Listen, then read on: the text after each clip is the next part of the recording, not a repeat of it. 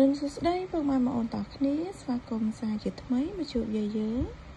នៅព្រឹកនេះដែរយាយយើងមានតម្រូវថ្មីសម្រាប់ពុកម៉ែបងប្អូនទស្សនានឹងមើលកំសាន្តលេងសម្រាប់ថ្ងៃទី23ខែ3 2025ចាតម្រូវរបស់យាយក៏មានប៉ុណ្ណឹងហើយយាយក៏មានសបិននិយាយជូនពុកម៉ែបងប្អូនស្ដាប់កំសាន្តដូចគ្នាតែមុននឹងនិយាយសបិនយាយក៏សូមពឹងពុកម៉ែបងប្អូនដែលចូលរួមទស្សនាទាំងអស់គ្នានេះកុំភ្លេចជួយចុចពាក្យ like ជាវ subscribe ឬក៏ដល់ channel យាយម្នាក់មួយផងអូនណាចាឬក៏ចង់បានតម្រូវតាមម៉ោងកុំភ្លេចចុច link ដែលយាយដាក់នៅលើតម្រូវហ្នឹងចាចុចកន្លែង see more ឬក៏ចុចកន្លែងច្រើនទៀតហ្នឹងនឹងឃើញ link នៅទីនោះហើយបងប្អូនទាំងអស់គ្នាណាតោះចង់ពុកម៉ែបងប្អូនចូលមកស្ដាប់សបិនយាយយប់មិញយាយសបិនឃើញ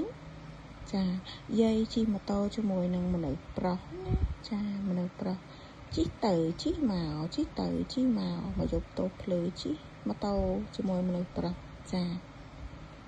អញ្ចឹងយាយអត់កាត់អីច្រើនទេយាយយក08 09 02 68 64 809 869 289អស់0និងអស់6ចាអញ្ចឹងពុកម៉ែបងប្អូនចេះកាត់លេខអីក៏យកតាមនឹងទៅចាហើយក៏ជូនពរហេង